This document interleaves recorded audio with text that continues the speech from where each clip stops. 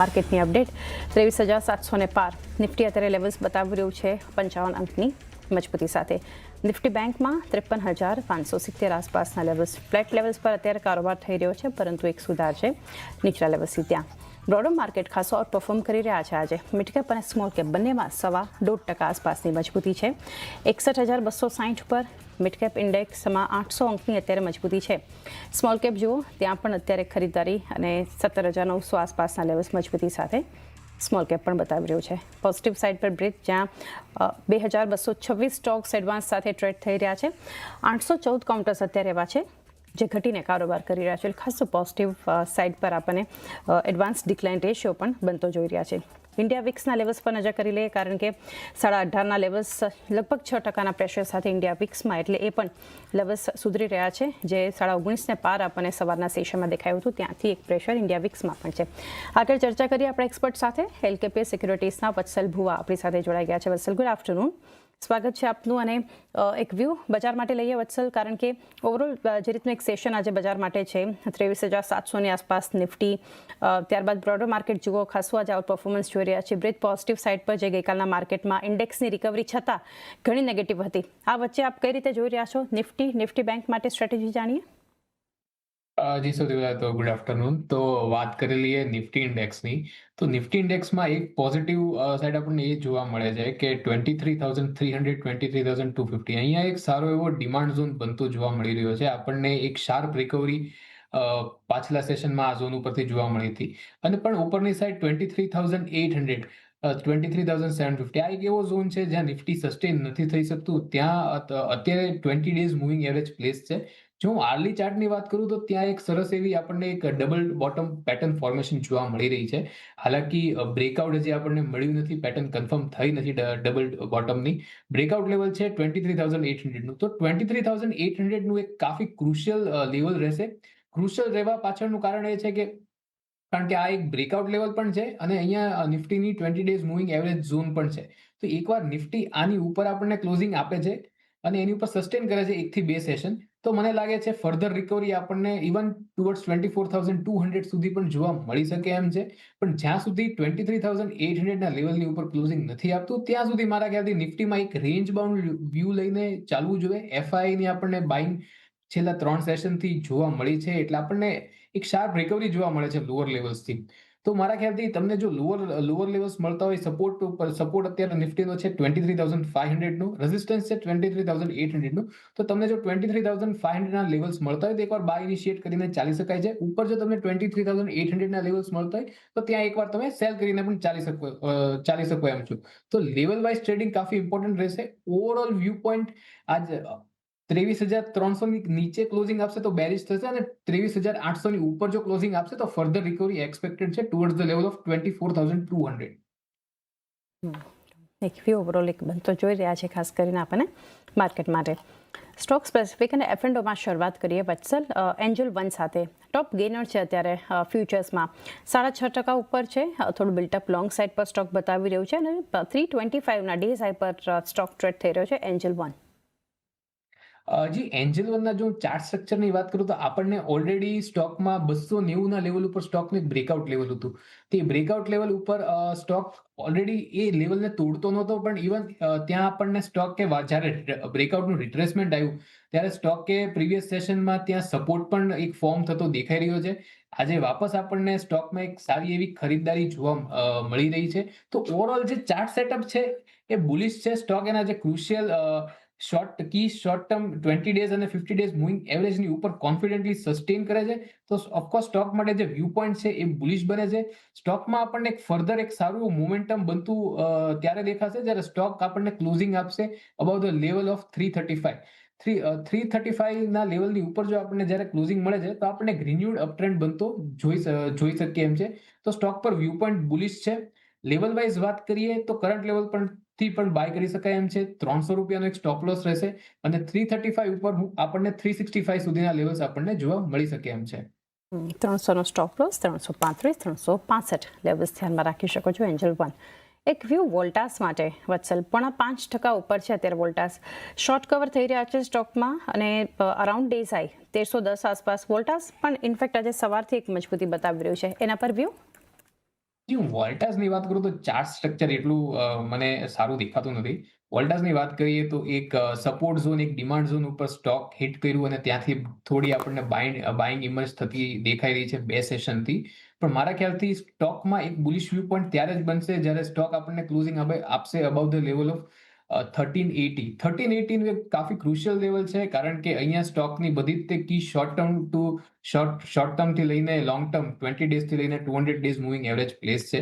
તો એકવાર આ શોર્ટ ટર્મ ને લોંગ ટર્મ મૂવિંગ એવરેજ રિક્લેમ થાય છે, પછી આપણે જોઈ શકશું ફર્ધર રિકવરી ટુવર્ડ્સ 1530. તો સ્ટોક પર અત્યારે જે આપણને જે 2 સેશનમાં જે મૂવમેન્ટ જોવા મળી છે એને મારા ખ્યાલથી અત્યારે તો એક પુલ બેક રિકવરીની જેમ જ જોવી જોઈએ. સપોર્ટની વાત કરીએ તો સ્ટોકનો એક સપોર્ટ બની રહ્યો છે 1250 થી 1220 નો ઝોન, અને રેઝિસ્ટન્સની વાત કરીએ તો 1370 પર સ્ટોકનો રેઝિસ્ટન્સ બની રહ્યો છે.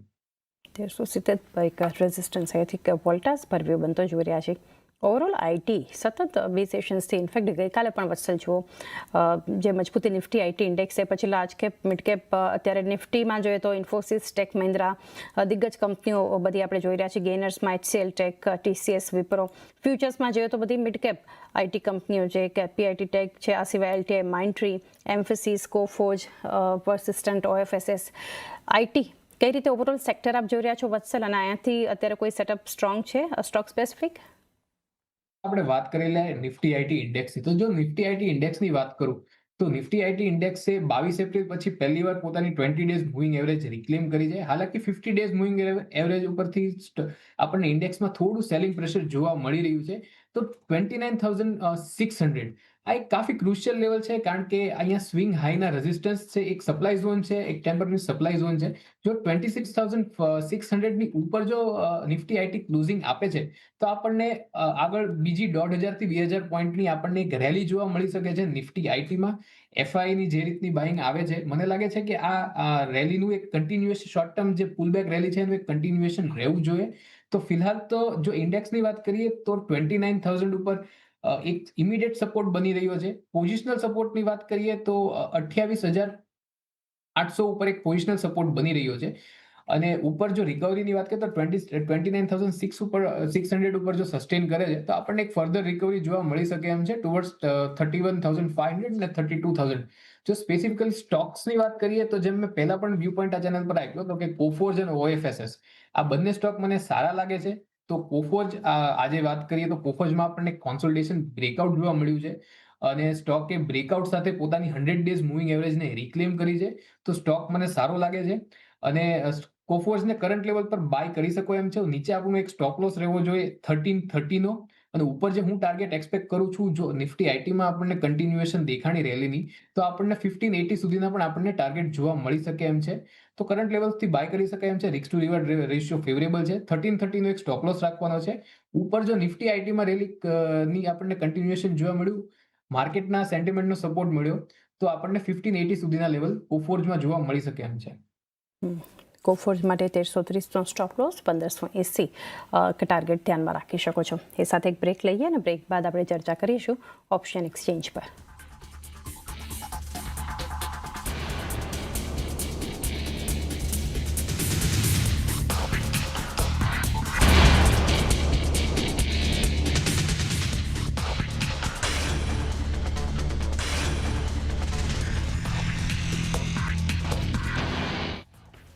સ્વાગત છે ફરી વાયદાથી ફાયદો પર આપનું, અને હવે ચર્ચા કરીએ ઓપ્શન એક્સચેન્જ પર.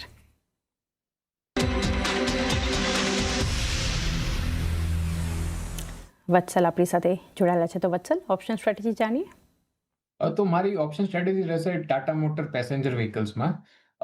સ્ટોકની ચાર્ટ સ્ટ્રક્ચરની આપણે જો લોંગ ટર્મ ચાર્ટ સ્ટ્રક્ચરની વાત કરીએ તો સ્ટોકમાં આપણે જો ફિબોનાચી રિટ્રેસમેન્ટ એના લોઅર લેવલ્સથી 2020ના લોઅર લેવલ્સથી હાઈ સુધી કનેક્ટ કરીએ તો એકદમ 61.8%માં આપણને સ્ટોકનો એક સારો એવો સપોર્ટ બનતો દેખાઈ રહ્યો છે. ઉપરથી એક હિડન બુલિશ ડાયવર્જન્સ પણ 3 મહિનાના ચાર્ટમાં આપણને બનતું દેખાઈ રહ્યું છે.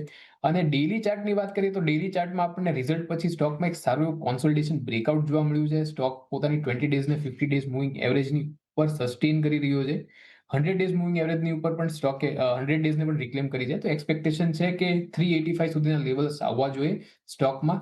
એટલે ટીએમપીવી પર જે 370 નો જૂન મહિનાનો જે કોલ છે એ બાય કરવાની સલાહ રહેશે 370 ના સ્ટ્રાઇક પ્રાઇસની, જે ₹12.55 ચાલે છે. નીચે ₹8 એક સ્ટોપ લોસ રાખવાનો રહેશે.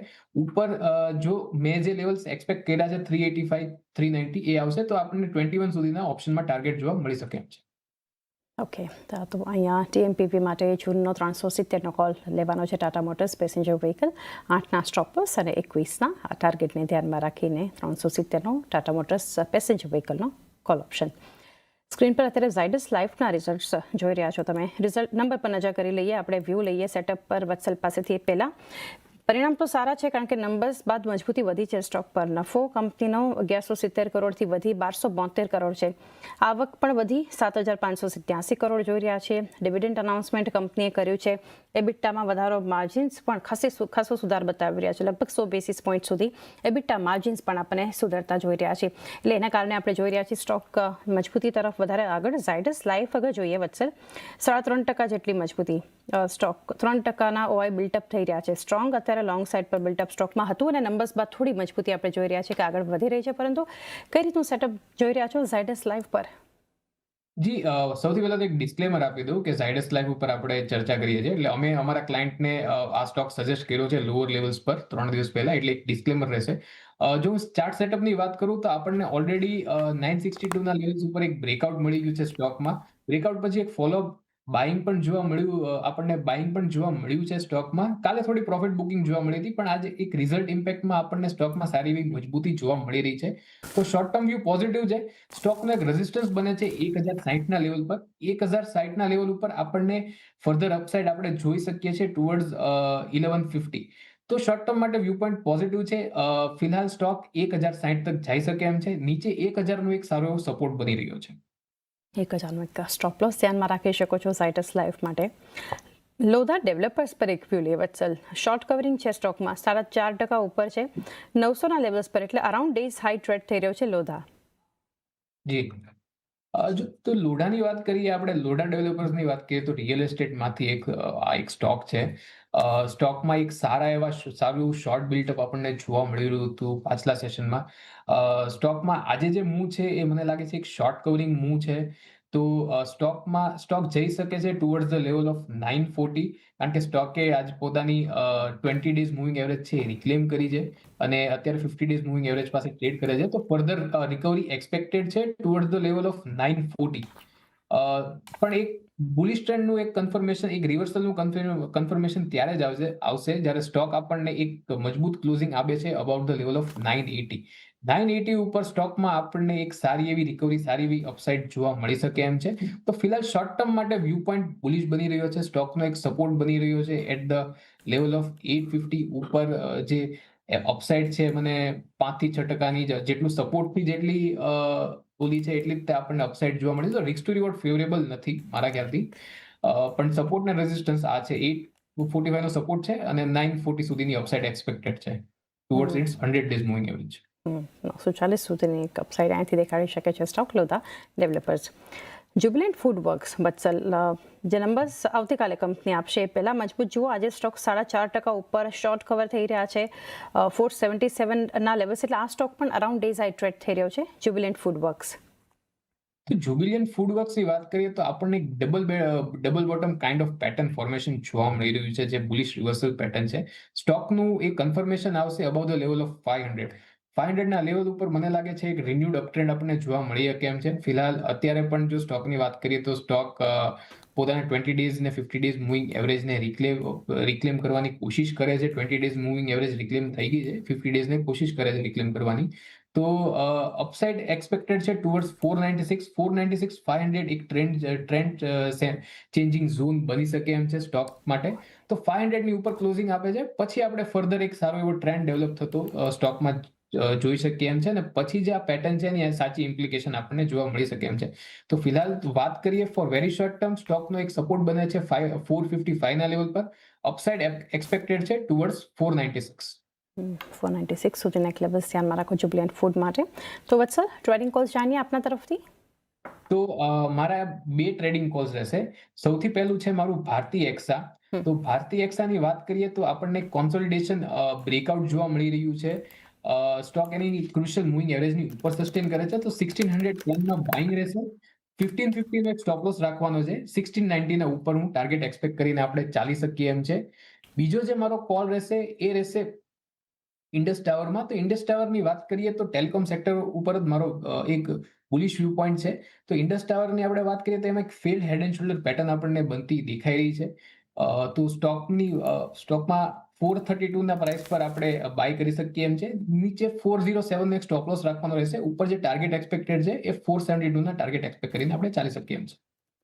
ઓકે, ઇન્ડસ ટાવર વત્સલ ફ્યુચર માટે કે સ્પોટ માટે લેવલ્સ ધ્યાનમાં રાખવા જોઈએ? આ સ્પોર્ટ માટે લેવલ ધ્યાન. સ્પોટ માટે તો સૌથી પહેલાં તો ભારતી હેક્ઝાકોમ જ્યાં 1515 સ્ટોપ લોસ રાખવો, 1690 ટાર્ગેટ, અને ઇન્ડસ ટાવર્સ સ્પોર્ટમાં 407ના સ્ટોપ લોસ, 472 સુધીના ટાર્ગેટ બતાવી શકે છે. બંને એક કેશ કાઉન્ટર જ છે ભારતી હેક્ઝાકોમ અને સાથે ઇન્ડસ ટાવર, પરંતુ ફ્યુચરમાંની સ્પોટ લેવલ્સ ધ્યાનમાં રાખી શકો છો. આ સિવાય સ્ટોક્સ જે ધ્યાનમાં આવી રહ્યા છે, એક વ્યૂ લઈએ ટાટા પાવરના સ્ટોક પર. વત્સલ 3.5% મજબૂત છે, સ્ટ્રોંગ બિલ્ટઅપ લોંગ સાઇડ પર સ્ટોક અત્યારે બતાવી રહ્યું છે. આ પણ ડે સાઇડ પર ટ્રેડ થઈ રહ્યું છે 418ના લેવલ્સ પર. કઈ રીતે વ્યૂ આપશો અહીંયા? હજી જે ટાટા પાવરની વાત કરીએ તો પાવર સેક્ટર ઉપર મારો એક long term view point bullish બની રહ્યો છે. Mid term to long term view point છે બુલિશ બની રહ્યો છે. તો આ જ બાસ્કેટમાંથી એક સ્ટોક છે ટાટા પાવરનો. તો ટાટા પાવરમાં આપણને રિઝલ્ટ પછી એક ડાઉનસાઇડ જોવા મળી હતી, ન્યૂઝ ડ્રીવન મુવમેન્ટ જોવા મળી હતી, પણ સ્ટોકમાં આપણને 200 ડેઝ મૂવિંગ એવરેજ પાસેથી એક સરસ એવી બાઇંગ જોવા મળી છે, ડિમાન્ડ ઇમર્જ થતી હોય જોવા મળી છે. સ્ટોકમાં એક ફર્ધર રિકવરી એક્સપેક્ટેડ છે ટુવર્ડ્સ ધ લેવલ ઓફ 435. તો સ્ટોકમાં ફિલહાલ શોર્ટ ટર્મ માટે વ્યૂ પોઈન્ટ બુલિશ બને છે. જે અપ ટ્રેન્ડ છે એક હિડન ડાયવર્જન્સ છે, હિડન બુલિશ ડાયવર્જન્સ, જે ઇન્ડિકેટ કરે છે કે જે અપ ટ્રેન્ડ છે એક બ્રેકઆઉટ પછી જોવા મળ્યો હતો, તો એનું આપણને કન્ટિન્યુએશન જોવા મળી શકે એમ છે. પણ આપણને એક પોઝિટિવ મોમેન્ટમ બનતું ત્યારે જ દેખાશે જ્યારે સ્ટોક ક્લોઝિંગ આપશે અબવ ધ લેવલ ઓફ 435. તો ફિલહાલ જે એક્સપેક્ટેશન છે એક નિયર ટર્મ માટે, તો સ્ટોક 435 ના લેવલ સુધી જઈ શકે એમ છે. 470 કરંટ માર્કેટ પ્રાઇસ છે. નીચે સ્ટોકનો એક સારો એવો સપોર્ટ બને છે એટ 402. 402નો એક સપોર્ટ ધ્યાનમાં રાખો ટાટા પાવર માટે. એ સાથે વત્સલ રજા લેવાનો સમય અને આપના ડિસ્ક્લોઝર્સ જાણીએ. જે આપણે જેટલા સ્ટોકની ચર્ચા કરી એ મારા કોઈ અંગત પોર્ટફોલિયોમાં નથી, પણ ક્લાયન્ટની કે કંપનીની પોઝિશન હોઈ શકે. જી વત્સલ, આપનો આભાર અમારી સાથે જોડાય, વાયદા બજારના સંકેતો પર ચર્ચા કરી. તો એ સાથે બ્રેક લઈએ. બ્રેક બાદ નજર કરીશું બોન્ડ સ્ટ્રીટ પર.